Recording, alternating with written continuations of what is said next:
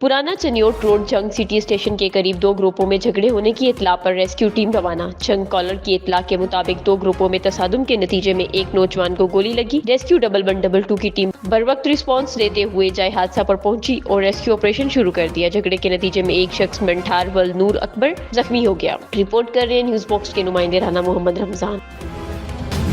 Anti women harassment and violence cell Chiniot की माह की जुलाई की कारकर्दगी की रिपोर्ट जारी कर दी गई। माह जुलाई में anti women harassment and violence cell Chiniot को 30 से ज्यादा दरख्वास्तें वसूल हुई। मियां बीवी के दरमियान लड़ाई झगड़े की 8 दरख्वास्तें वसूल हुई। घरेलू लड़ाई झगड़े की 9 से ज्यादा दरख्वास्तें वसूल हुई। खवातीन को हरासा करने की 10 से ज्यादा दरख्वास्तें वसूल हुई।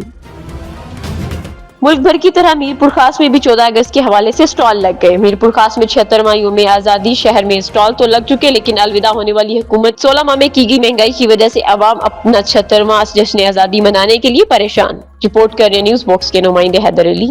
15-20 साल से लगा रहा हूँ और इतनी महंगाई हो गई है। लोग आ रहे हैं, लोग बच्चों को लेके आ रहे हैं, एक बच्चा 2000 रुपए में कंप्लीट हो रहा है। इतनी महंगाई हो गई है, लोग देखते हैं और देख के चले जाते हैं। खुदारा मेरी अपील है पाकिस्तान के हुक्मरानों से, ये 14 अगस्त का सामान तो सस्ता कर दो, जो गरीब लोग अपने मुल्क का जश्न तो मना सकें। ये उनकी इज्जत करना चाहिए। पाकिस्तान सिंधियों, बिलोचों और पख्तूनों और पंजाबियों का मुल्क है। पाकिस्तान मुसलमानों का मुल्क है। पाकिस्तान बड़ी कुर्बानी देकर हासिल किया गया। पाकिस्तान में रहने वाले तमाम गैर मुस्लिम भी उतने ही पाकिस्तानी हैं जितने के मुसलमान हैं। जितने कि हम सब पाकिस्तानी हैं, इस तरह वो सब पाकिस्तानी हैं।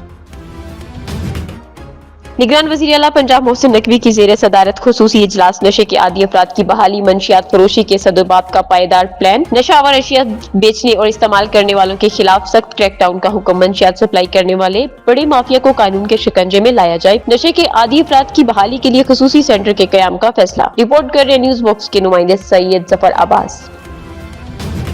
खैबर पख्तूनख्वा के नए गवर्नर का नाम गर्दिश करने लगा। नए गवर्नर अवैस अहमद गनी का नाम इस वक्त पूरे सूबे में गूंज रहा है। न्यूज बॉक्स के नुमाइंदे जंजेब अली खान।